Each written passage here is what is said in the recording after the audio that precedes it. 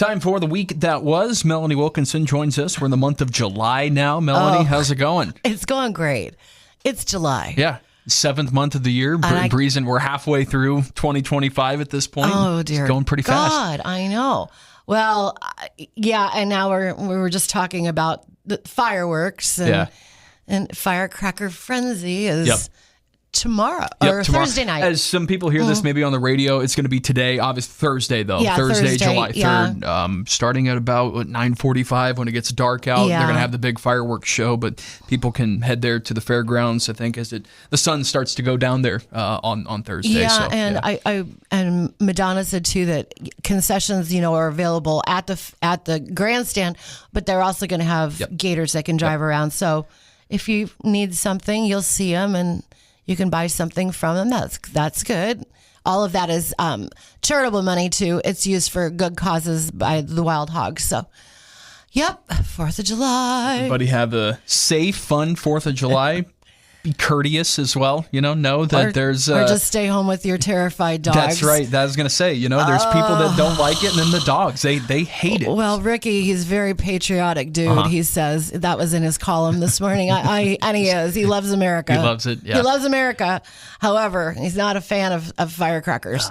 We're finding this out for the first time, so... Yeah, dogs, they don't like this time of year. So, a couple more days. Yeah. We'll be gold. They'll get over it. No, anyway. But I was looking through kind of the list of stuff here. There's some mix of good and bad, some really heartwarming stuff, and some not so great stuff. And I'm wondering, where do we want to start today? Well, we have to start with the convoy. That's right, yeah. Yeah, you don't see that every day. 7 houses, all in a line. Took off from the fairgrounds at about a little bit before 9 o'clock, and they were right on schedule, and they arrived in Bradshaw by noon. So that's pretty impressive, I think. But it was very well orchestrated. Obviously, there was a lot of things that went into this. Background. Okay, where do we start? The houses were located on properties being held by York General for future expansion of the hospital. These are, to describe them, they're townhomes, right? Is that the best word? What would these be called? No, these are family homes. Okay, yep. And they're not small. Right, no. Brandon Skelton, who's the developer of this project, said that several of them are going to end up being 4 and 5 bedroom homes. And so they're not small. All of them were built in the 1960s. And he's already done. So while they were sitting in that spot, he had actually talked to Tinkins about, they said, well, we need to move these houses out. Otherwise, they were going to be demoed. And Brandon's already a flipper. And so the idea was, hey, you want to come look at them? Maybe you want to buy one and then move it somewhere and flip it. Well, he saw them and he said, I'll take all 7. Mm-hmm. So he made an offer. He purchased the houses. Then he started working on the interiors. So they're already gutted and ready for complete renovation. He then had to figure out where they're going to go. So the York County Development Corporation jumped in to help. And through some conversations with Bradshaw, they realized the village had some space in their old RV park that already had utilities. And it just seemed to be a perfect fit. So... Yeah, and very nice homes as well. Townhome. I was kind of confused what comparing a townhome to like a family home. Not, and then I googled townhome, and those are a lot larger. But they're different, and they're also like shared living. Yes, exactly. But anyway, it's I'm sure very good for the Bradshaw community, right? Just popping up. There's 7 new homes for people to get into. Okay, so I was talking with the village clerk over there, and they have 130 houses. Well, when you get 7 all in one day, it's quite something, So anyhow, so they had them all. So that all those plans, and there's a lot of things that went into this. Meanwhile, the basements were being created in Bradshaw, and it came moving day. A lot of people had to help with that. Police department, sheriff's department, MPPD, perennial, the movers, public works in both towns. It was a lot happening. And then, but the trip was relatively smooth. These people obviously know what they're doing. And then they arrived, and they were all being set on their foundations yet that day. So he's probably in one of those houses right now. Get 'em to work. doing work. Yep. So. And it sounds like these are going to be available for purchase or for rent. Sounds 2 like are going to be for well. sale and 5 are going to be for rent. There you go. And he says that he's going to keep everything reasonably priced because that was the goal, is for affordable housing. So good stuff. Now let's go to tell us about this the story from York Fire Department and the Children's Miracle Network helping a young boy out, Hayden, get to realize his dreams right here in York County. This is so sweet. So this little boy, Hayden Smith, and I don't know where he's from.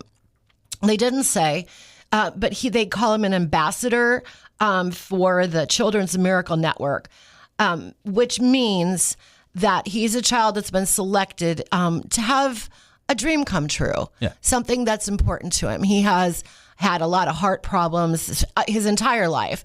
And he's had a lot of surgeries, and he's been in Children's Hospital in Omaha, and so he became an ambassador, and they came here to Walmart because Walmart as a chain is raising money to purchase a pediatric ambulance. Now, I talked with Nancy Davidson about this, and she explained how a pediatric ambulance is so much different than a regular one because everything is, obviously sized for little children and infants, but also it's less intimidating as a regular ambulance.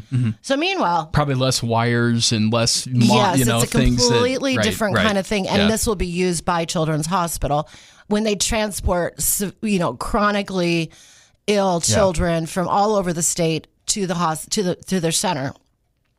So Hayden was here. And his dream is that when he grows up, he's going to be an EMT and possibly a firefighter, but for sure an EMT.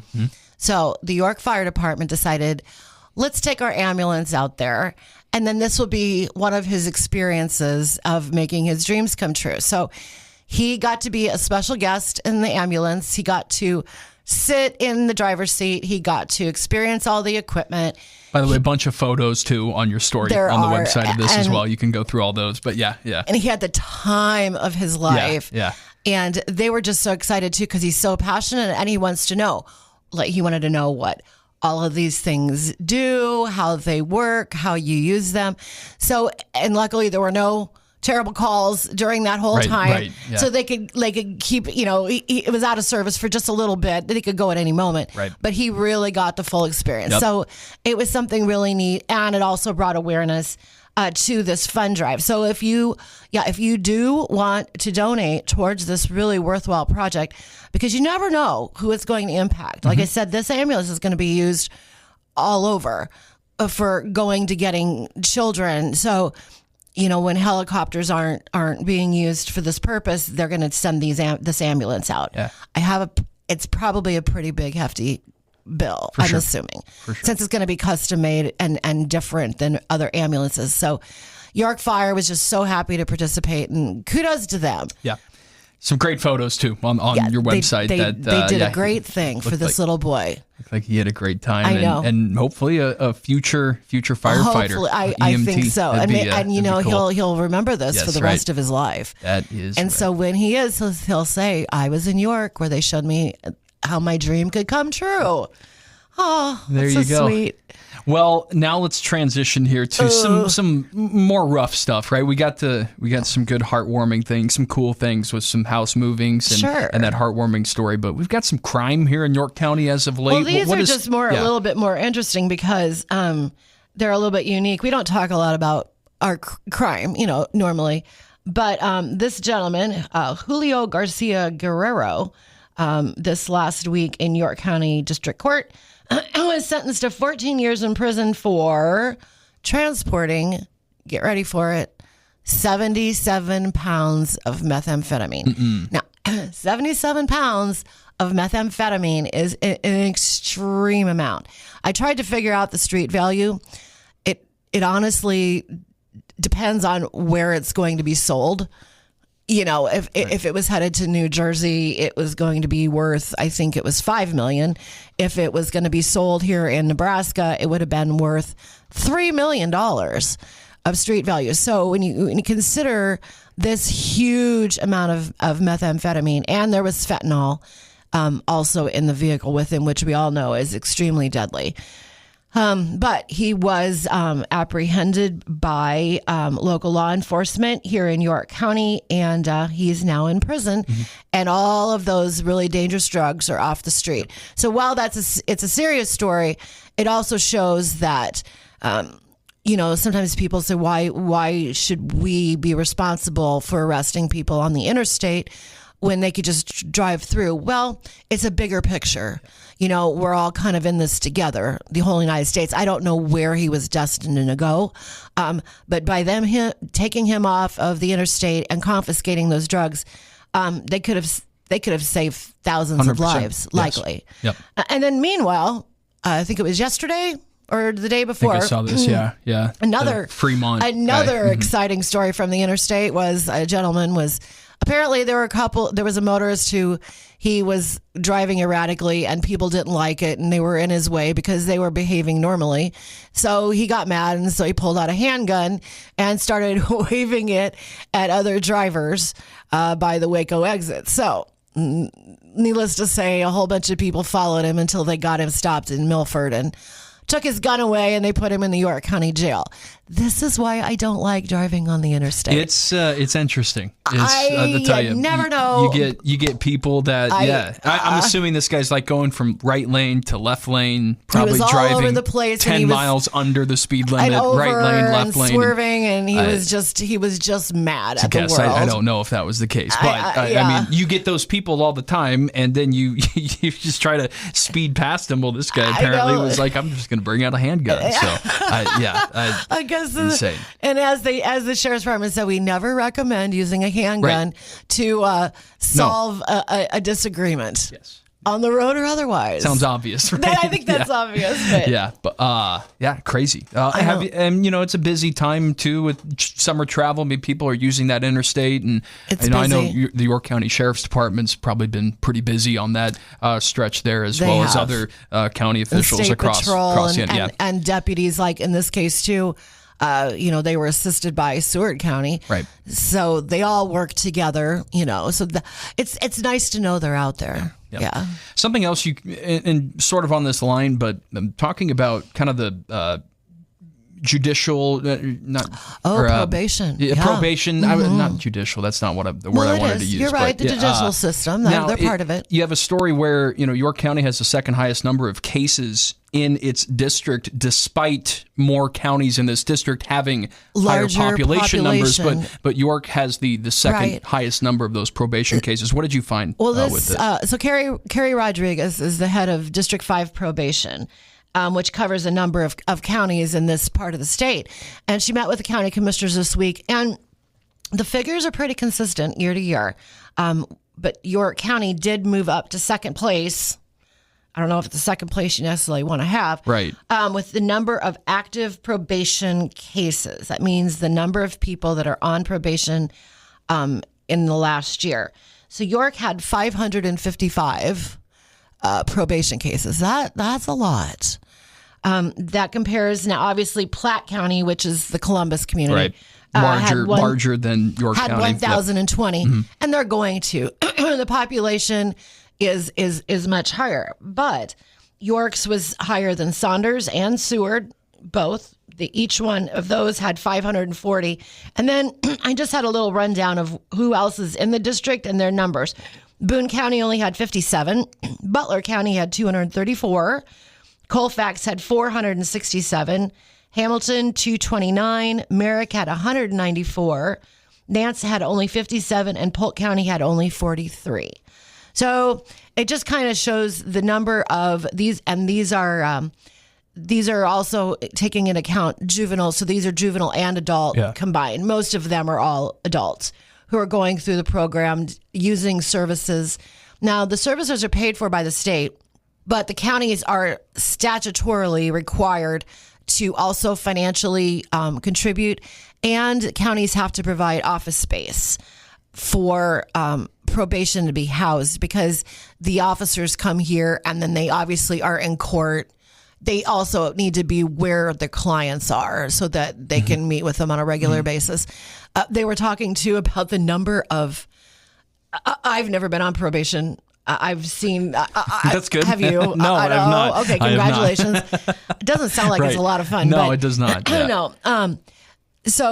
But I've seen the requirements. But so everybody on probation, I don't know if since you've never been on it, you wouldn't know this. No. They have to do chemical testing, P-tests, random. So every day, you have to call in and they tell you if it's your day to pee. Sorry, there's just no other way to say it. That's just the way it is. And if it's your day to pee, you have to come straight down and you have to take the test. The amount of drug testing they did in a year, it was almost 4,000. That's crazy. God bless the probation officers for having to do, but that is a lot of, and that also accounts though too for the people that are in drug court. Right. So drug court's different. It's not probation, but it's a higher level of supervised programming. We'll call it like that. But so, there's a lot. So, I mean, and I think I think that's, the numbers are high, which means there's a lot of people in need of services and have been, doing criminal acts. Right. But at the same time, it means that they are helping that many people. Exactly. And the concerning thing is, you note in the article here that the number of total probation cases is down from last year, 607, but it's up from in over 6 years or something like that. Yes. It was at 290 probation cases in York County just in 2017. Now it's, right around 600, which is, that's not a, right. Yeah, so the numbers have tripled in 8 years. Yes, and that it could be that they're putting more people on probation instead of putting them in jail or prison. It could be that the crime rate is higher. There's just multiple. There's multiple, but I agree with you. That in itself is an interesting fact. So when Carrie comes every year to make her report, I always find it fascinating to see not only what they're doing, but how many people it's affecting. So 100%. Yeah. Well, Melanie, anything else here? Obviously, 4th of July weekend. Are you a fireworks? Do you get any fireworks? Anybody in your family you do fireworks at all? Absolutely. No? Well, I love them. Yeah. We used to, but now that I have 2 dogs that are terrified, we'll probably be sitting in the dark in the seclusion while they bark and howl and whimper, and it's just brutal. Oh man! Then you throw a little thunderstorm in it like last night, and we've got a double whammy. Yeah. But no, I'm not participating in any of that. Yeah. But see, me neither. My family used to be really big into fireworks. We would be the $400, $500, literally blowing all your money away. But not much anymore. But some people still do that, of course. Maybe it's even into the triple digits, quadruple digits for how much they'll spend on it. If you want to buy some fireworks, I think Yorkshire Place. Yep. There's plenty of tents all around. Tents or semi-trailers or storefronts. In the words of Steve Mosley, you can't swing a dead cat without hitting a firecracker station. He always says that. And they're everywhere. So everybody have a good time, a happy 4th, and we'll see you next week. We'll talk to you next week. Thanks, Melanie.